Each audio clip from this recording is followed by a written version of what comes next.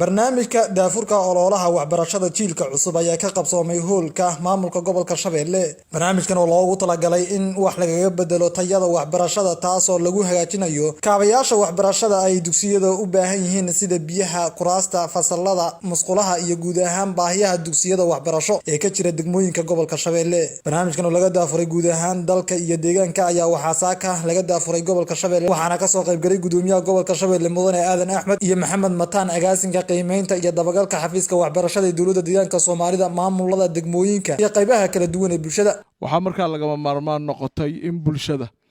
ay qayb ka noqoto oo ay ka qayb qaadato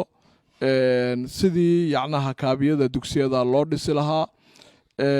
waalidiinta iyo qaybaha kala duwan ee bulshada ee dalka gudihiisa ku nool iyo dibaddiisaba in degmo walba ay noqoto 4 dugsi ay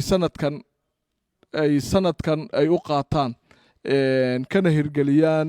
adeegyada iyo kaabiyada dugsiyadaasi ay u baahan yihiin si aan wax uga bedelno waxbarashada jiilka.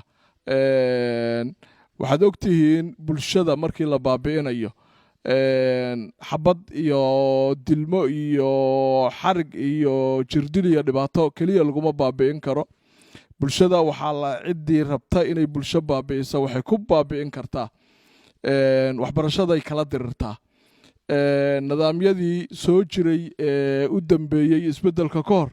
waxay ahaayeen dalka waxaa lagala dirirayay jiil waxbartay, waxaana ay noqotay in bulshadu ay ahaato tug ardadii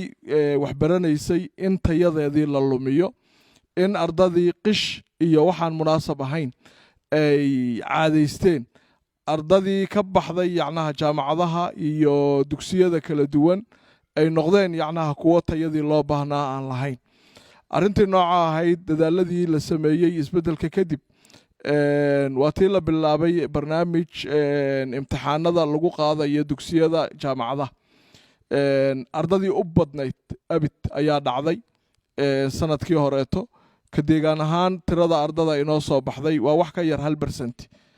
kadal ahaanna iyadana waa sidoo kaleeto.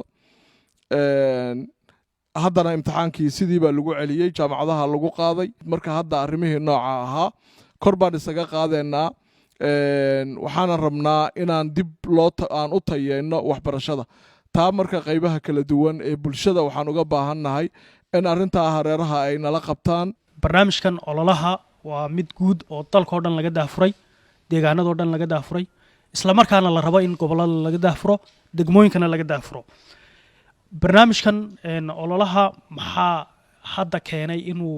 macnaha la daafuro oo deegaankoo dhan dalkoo dhan laga daafuro? waxaa jiray daraasado kala duwan oo dalka laga sameeyey oo lagu ogaanayo xaqiiqada dhabta ah ee nidaamka waxbarasho ka jira. daraasadahaas dalka guud ahaan dalkana waa laga sameeyey oo tusaale ahaan 47,000 oo iskuul oo dalka ka jira, boqolkiiba 85 in ka badan darajada koowaad iyo darajada labaad bay ku jiraan, oo taas macnaheedu tahay darajooyinka u hooseeya ee waxbarasho taasoo tayadeedu aad u hooseysa. markaan deegaankeena nimaadno 2015 sanadkan waxaa qiimeyn lagu sameeyey dhammaan dugsiyada 1400 oo dugsi oo deegaankoo dhan ku kala yaala goboladiisa. markaan u nimaadno natiijada ka soo baxdayna boqolkiiba 99 waxay ku jiraan waa darajada koowaad iyo darajada labaad. waa maxay darajada koowaad iyo darajada labaad markaan ka hadlano? macnaha waxa weeyaan iskuulladu magac ahaan bay u jiraan mooyaane iskuulladii loogu talagalay inay adeeg waxbarasho leh oo tayo leh ardayga siiyaan ma aha. oo environmentkii ardaygu ama bay'adii laga rabay dugsigaas inuu ardayga u sahla inuu wax fahmi karo, wax baran karo, waxbarasho tayo leh uu heli karo kama muuqato. markaan u soo dhaadhaco gobolka Shabeelle 2 sano u dambeeyay qiimeyntii lagu sameeyay dugsiyadeeda labaduba boqolkiiba 100 waxay tilmaamayaan darajada koowaad iyo darajada labaad. taas macnaheedu waxa weeyaan gobolka Shabeelle laftigiisu nidaamka waxbarasho ama systemka waxbarasho ee dugsiyadeeda ka jira waa kuwa aad u liita. dhibaatada ka jirtaana waxa weeyaan iskuuladii biyo ma laha, qalabkii loogu talagalay ma laha, kuraasti ma laha oo fiican, environment hagaagsan oo ku haboon ardayga inuu wax soo tarana ma laha. dhibaatada markaa waxay sababtay hadda sidoo gudoomiyuhu sheegay natiijada ardaydeena haysataa imtixaanaadkii laga qaaday dhammaantood way wada dhaceen. waxaana sababaya hal arday baa ka baasay gobolka dhan shabeelle oo laabitanaadkii ka baasay taa macnaheedu waxa weeyaan macnaha ardaydeennii iyo jeelkeennii dambe